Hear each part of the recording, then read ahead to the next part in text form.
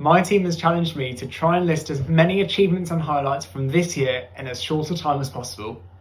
Let's see how long it takes me. Start the clock. We held our first ever digital conference with record numbers of attendees, heard from Black Jewish students on how to make JSOCs an inclusive space, created our first ever digital freshers packs, engaged over 6,000 people with our online liberation content, built a consensual relationships partnership with Jewish Women's Aid and University Jewish Chaplaincy, provided over 10,000 Shabbat packs to Jewish students this year, produced a year of weekly peer-led Divrei Torah, improved our digital engagement, which reached over 3 million people online across all our platforms, hosted our first national online JSOC committee training day for all Jewish student leaders, created a survey of urgent needs for self-isolating students who are not able to access the bare essentials, launched the world's first digital Israel portal, supported A-level students getting their results, engaged more than 1,000 student union staff and officers through our newly digitised anti-Semitism awareness training, took an active stand against sexual assault in the Jewish community,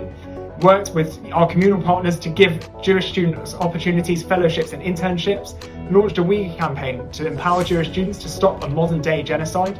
invited Ethiopian Israeli voices to speak about their history and contemporary struggles, held our first ever IRA campaign training day, reached over 100 university adoptions of the IRA definition of anti-Semitism, ran our first masterclass series including public speaking and motion writing, supported the Genetics National Screening for Jewish Genetic Diseases, launched a landmark FOI request investigation into universities that have adopted the IRA definition of anti-Semitism, played a leading role in the launch of the Universities UK report on tackling anti-Semitism in universities, ran over 200 live events, socials and discussions, hosted a virtual rally to get hate off campus, recorded our first ever podcast series focusing on Israeli elections, and launched the UJS TikTok account.